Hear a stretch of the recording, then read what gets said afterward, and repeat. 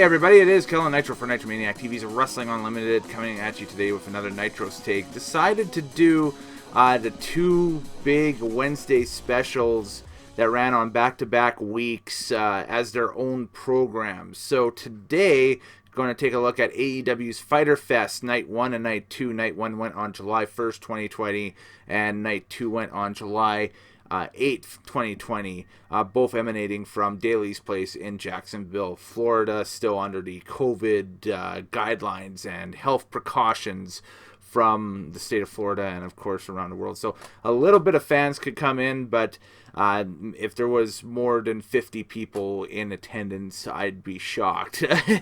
But these were some quality cards, and quite frankly, still kind of scratching my head a little bit on how both weeks of AEW ended up losing to NXT in the ratings, as I thought that these were the more stronger built shows, had a little bit more star power, but NXT, the matches themselves, when we get into that, I thought were a little bit stronger than what we've seen here. So obviously it was the program and the execution of said program that won out. But like I said, the ratings on a Wednesday Night War, super tight. They can go either way each week. So, NXT gets a couple of victories over the past couple of weeks or so. Not a big deal. AEW will probably get a couple more before the end of the month, and then we're right back almost where we started again.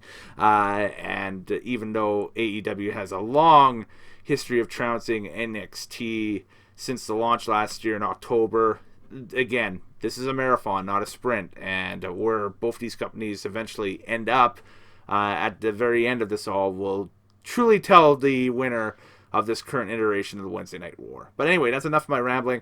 I'm going to go match by match here and tell you what I think of Fyter Fest. So the Part 1 on Night 1 opens with JR, Excalibur, and Taz welcoming the Le Champion, Chris Jericho, to the announce table. And we get our first our first tag team match. Not a six-man tag, but it's a first tag match, our opening contest of Fyter Fest. MJF and Wardlow taking on the Jurassic Express tandem of Jungle Boy and Luchasaurus. This is some fallout from Double or Nothing, of course, where MJF and Jungle Boy stole the show. Ballistic promo by MJF. He still remains hot, even through this pandemic. And a hot start with MJF and Jungle Boy. This feud, again, still hot. This is going until All Out, and this may go until Full Gear in November between the two of them.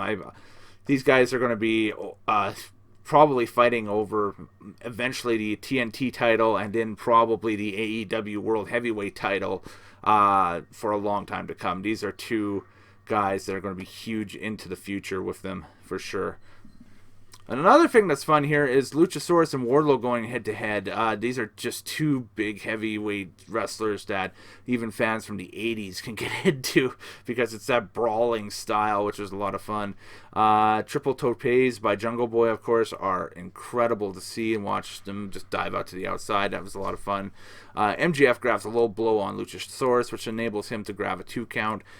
For the finish, a big chokeslam on Wardlow by Luchasaurus and a standing senton for the 1-2-3. And the feud continues between these entities. Like I said, there's no sign of this cooling down, but this was a hell of an opener. Fade to black, and then when we come back from commercial, a ad for the Ohio State Wrestling Puppy Battle Royal, which will air after the July 8th, or did air, I should say, after the July 8th, 2020 episode of AEW Dynamite. And I do believe TNT has that up on their YouTube channel, so if you haven't seen that, link to it. I got to pass that around on my social medias for those who like the doggos, so...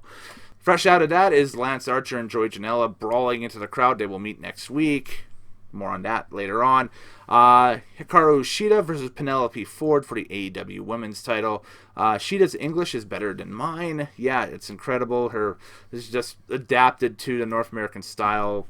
No problems. I think her and Asuka are probably the two biggest and best Joshi stars out there right now, and Kairi Sane is a close third along with Io. I think with those four, they're really pushing women's wrestling and Japanese women's wrestling right into the forefront in the United States and Canada, and it's amazing. Brief altercation between Kip Sabian and Aubrey Edwards, and Kip is sent to the back, and the match begins. So Shida attempts a quick pinfall with a knee to the face and a Falcon Arrow attempt, but Ford fights out of it to get the 2 count. So that, in the previous weeks, Shida has kind of steamrolled her competition a little bit in that stuff, and has had matches that have ended in less than a minute or so with that combination, the knee to the face and the Falcon Arrow. But this ended up actually being a great pay-per-view quality back and forth match. Shida hits her Falcon Arrow, but Ford rolls through and gets a 2 count. Shida again gets a 2 count after Ford got 2 straight 2 counts after 2 backflip stunner attempts, and Shida hits the Falcon Arrow. And again, only 2. This is a lot of notes here. It takes a Shining Wizard and a high knee for Shida to get the 3 count finally. And the runtime on that one was 11:28. So Hikaru Shida retains the AEW Women's Championship in a great match. The opening contest, by the way, too, Jurassic Express versus MJF and Wardlow. That one, 11:15. So 2 good 11-minute matches to open up this card, which is really awesome to see. Next contest was for the TNT Championship. Jake Hager taking on Cody. Jake has his wife, Catalina, in his corner. I believe they are bringing her in as kind of a heel valet type to support Jake and to be a addition to the Inner Circle lineup once the show starts touring again and that stuff. So I think that Catalina has been brought in as a permanent addition to the roster from what I've heard and seen. Cody, I love that Great American Bash shirt that he was wearing. Like a little stab at WWE. Of course, we all know the wars between the Rhodes family and WWE over the trademarks and likenesses and that stuff that Cody's father, Dusty, had created for WCW, which WWE owns now. So, again, the minute games of chess on Wednesday night continue. I love the tail of the tape on the big screen in venue on the long pan on the camera. This was very nice. The match is super amateur early. Hager, of course, he excels at this. You know, the amateur wrestling All-American. Cody, though, turns the tables with a plancha. Cody himself, quite a bit of an amateur wrestler as well. Hager, though, takes it to Cody on the outside. And then Hager tries to send Cody into the ring post, but Arn Anderson stops Hager, allowing Cody to send Jake Hager into the ring post instead. And Chris Jericho busts out. TSN Turning Point. Shout out to TSN, of course, who airs AEW and has the broadcast rights to All Elite Wrestling in Canada. Cody nails a springboard cutter out of the corner. Only 2, though. But to finish the match, Hager slaps on his standing choke, but Cody rolls through for a small package. 1-2 free, and Cody retains the TNT Championship. Post-match, Hager, he knocks out the ref. He just flat out knocks out the ref and ends up being suspended for what ended up being this past week's episode of AEW Dynamite. So obviously some more storyline with that there. This match was scintillating. The runtime for this one was 14:59, so the second longest match on night 1. Good match, though. Good match. We see a Darby Allin video after that. He's not cleared to compete, but he could compete in the X Games. And there's more on that the next week, where he's actually hanging out at Travis Pastrana's ranch, hanging with him and doing some freestyle skateboarding and motocross and BMX stuff, which is pretty cool. From commercial, Orange Cassidy walks out and Jericho freaks out. And then we have the number 1 contenders tag team title match. The winner gets Omega and Hangman the next week on Dynamite. On night 2 of Fyter Fest for the AEW Tag Team Championships. We've got Proud and Powerful taking on Private Party. Matt Hardy in Private Party's corner, as he's kind of become a mentor for Private Party. Both these teams are so crisp with the double teams. Jacob is freaked out with Cassidy sleeping at the desk. He's not zen about this at all. Because Orange Cassidy and Chris Jericho both have the headsets on for commentary, but Cassidy says nothing. Just chill. Matt Hardy, of course, paying dividends for Private Party, taking away Proud and Powerful's Madball. the bag of baseballs they used to throw at.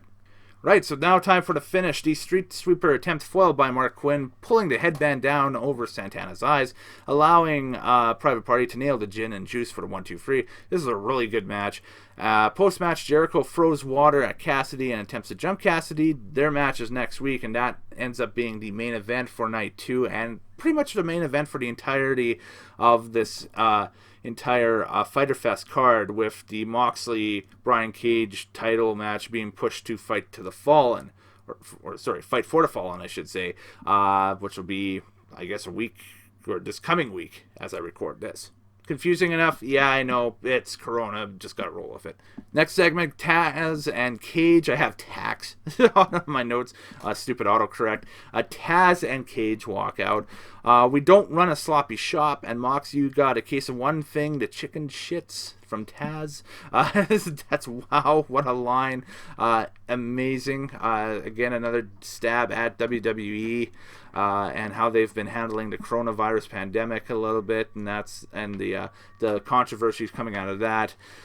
Yeah, wow. Anyways, main event for this week, AEW Tag Titles Best Friends versus Omega and Paige. I spoke too soon, kind of gave away the winner of this one, but you guys already know that with the results with this, Kenny Omega and Adam Page defeated the Best Friends in 15:39. They will take on Private Party on night 2. I lulled at Best Friends entrance, and they had a 7-match winning streak before going into this one.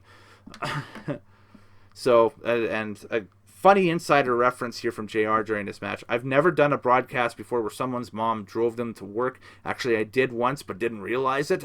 JR.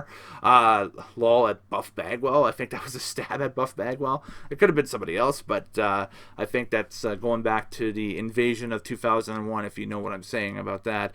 Omega and Paige are a tight team. They have gelled together pretty good for 2 single stalwarts. Kitaro Crusher and Standing Senton only lands 2 for Adam Page early on. FTR hits ringside and they hit up the stage with a cooler and some beers. Canada Day, they're chilling. Near fall after a tandem maneuver on the outside by Best Friends. Fisherman's Buster by Omega on Trent only lands 2. Trent dodges the buckshot lariat attempt but lands a strong 0. Again, only 2. Page with his Deadeye only lands 2, but then Page hits a buckshot soon after on Trent, lands a 1-2-3. Post-match, FTR hits the ring and offers the champs a beer. Kenny goes to drink, but then goes straight edge and dumps it. And the Young Bucks hit the ring, and we go to black with all 3 teams in a stern debate, and that's the end of night 1. So my thoughts on night 1 was a solid opening run for sure for AEW with this Fyter Fest 2-week, 2-night concept. Penelope Ford and Hikaru Shida, the match of the night for sure for the AEW Women's title. And this match, the main event as well, really establishes Best Friends as a team to watch in the upper echelon. Omega and Paige as well as solid tag team champions. Would they retain? Well, let's go to night number 2 now and take a look at it. Night 2, of course, July 8th from Daly's Place in Jacksonville. And we go to Private Party versus Paige and Omega again for the AEW Tag Team Championship. This is the second title defense in 2 weeks. Omega going into this one has more wins than anybody else in the company with a 25-8 record, singles and tag.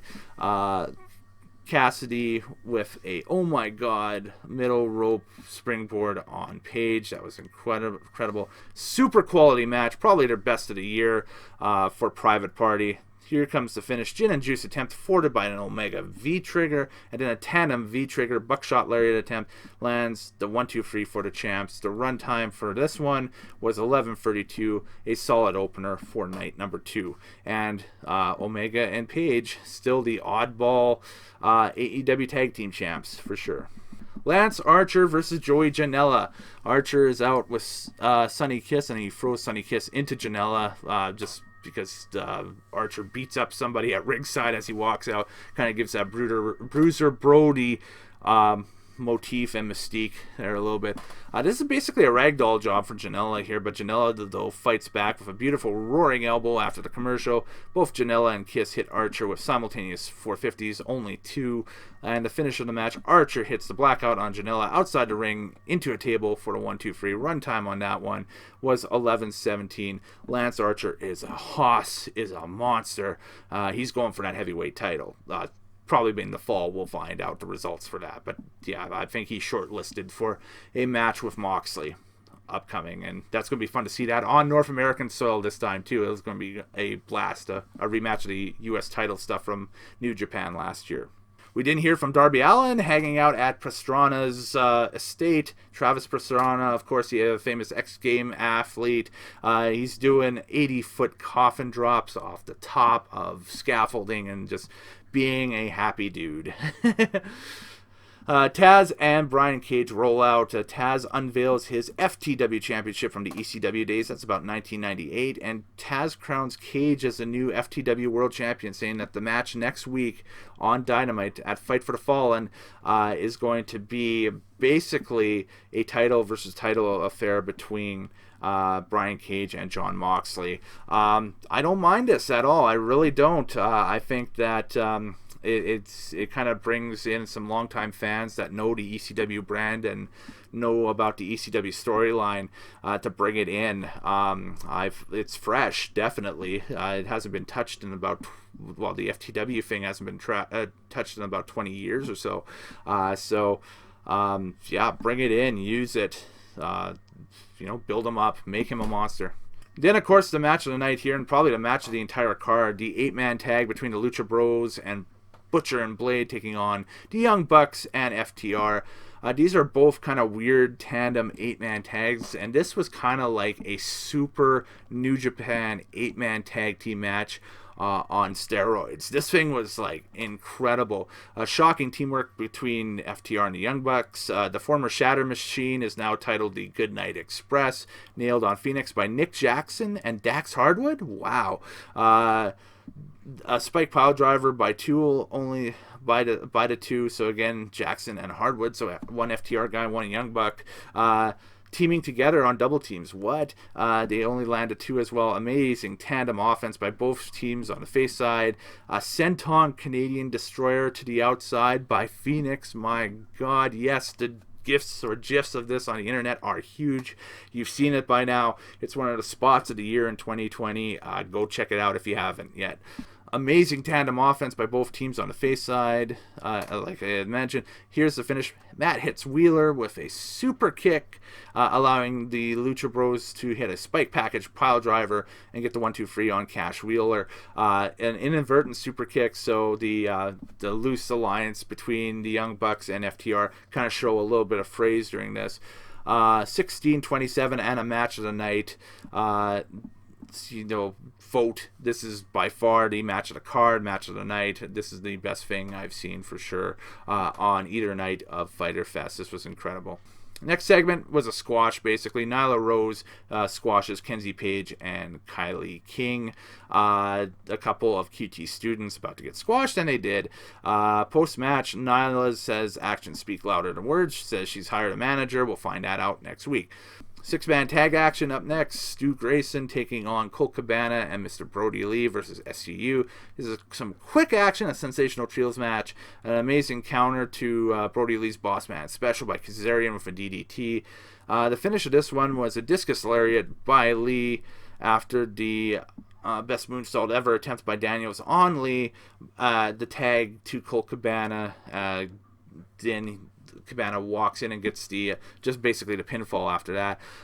Cabana, they're trying to draw the illusions that Cabana has either joined Dark Order or will join the Dark Order because all of a sudden he's winning matches. So it's definitely one of the better storylines that Dark Order has been involved with since this group's inception. We've heard the controversy and some of the names that were being bantied about on who the potential leader of the Dark Order would have been as well. So, some fun stuff for sure.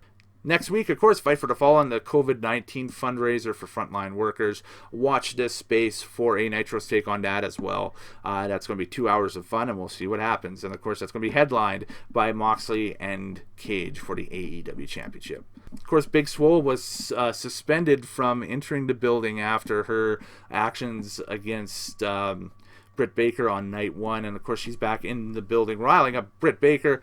She froze the suspension notice that she got at the beginning of this week's show at Rebel, and Rebel's hand goes up and boops Baker on the nose. Of course, Baker just recovering from a broken nose, and of course that's re-breaking it. So very funny spot. The Dr. Britt Baker Rebel stuff is some of the best stuff that AEW Creative is doing right now. It's very funny, and it's an awesome way to use somebody who's injured. So, I got no problem with how they're using Britt Baker here. This is amazing, and Big Swole is being elevated, and so is Rebel as well, which is awesome. So, and then, of course, the main event of Fyter Fest, the grudge match that nobody thought would happen, but it did. Orange Cassidy versus Chris Jericho. Cassidy's got his best friends, Trent and Chuck Taylor, but he sends them to the back. But Jericho sticks with Santana and Ortiz in his corner. Cassidy starts hot. Ortiz, though, gets involved with the Mad Ball on Orange Cassidy, and it's all Jericho after that for a while. Cassidy hits a super kick for 2, though. A diving DDT for 2 from Orange Cassidy. Jericho catches Cassidy for going for the Superman punch and goes into the walls, but Cassidy then reverses it into a small package.